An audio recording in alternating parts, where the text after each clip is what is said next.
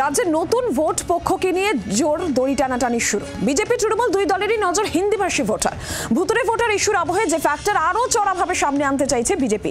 হিন্দিভাষী যে যে এলাকায় তৃণমূলের ক্ষত গিয়েছে সেদিকেই নজর দিচ্ছে বিজেপি। পাল্টা তেরেফুরে ময়দানে জোড়াফুল শিবিরও।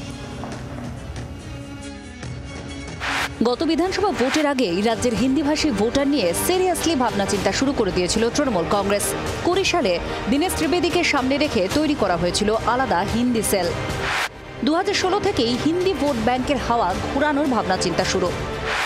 2018 অর্জুন সিংকে সামনে রেখে হিন্দি ভোট ব্যাংকের নজর। 2020 সালে দীনেশ ত্রিবেদীকে সামনে রেখে হিন্দি সেল। দীনেশ ত্রিবেদীর সঙ্গে এই নিয়ে কাজ শুরু করেছিলেন দলের প্রাক্তন সাংসদ বিবেক গুপ্তা।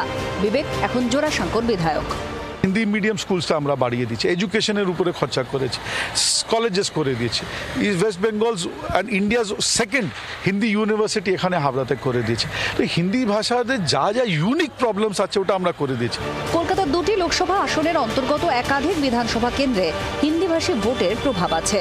তাছাড়াও বিধাননগর, উত্তর 24 পরগনার ব্যারাকপুর, আসানসোল ও উত্তরবঙ্গের কয়েকটি বিধানসভা আসনে হিন্দিভাষীরা গুরুত্বপূর্ণ। রাজ্যে হিন্দিভাষী ভোটার 1 কোটির বেশি। কলকাতায় 51% বেশি অবাঙালি ভোটার। কলকাতা, হাওড়া সহ 7 জেলায় হিন্দিভাষী ভোটার বেশি। কমপক্ষে 65টি বিধানসভা আসনে হিন্দি ভোট ফ্যাক্টর। 2021-এর নির্বাচনের নিরিখে 35 আসন বিজেপির দখলে। 2021-এর নির্বাচনের নিরিখে 30 আসন তৃণমূলের দখলে। লোকসভা ভোটে এই হিসেব অবশ্য অনেকটা উল্টে দিয়েছিল তৃণমূল, কিন্তু তাও বেশ কিছু জায়গায় কাঁটা থেকেই গিয়েছিল। সেই কাঁটা জায়গায় নজর বিজেপির। ক্ষত মেরামতে পাল্টা মুড়িয়া জোড়াফুল শিবিরও।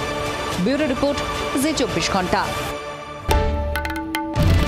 বাংলার আওয়াজ, বাঙালির আবেগ, জি 24 ঘন্টা।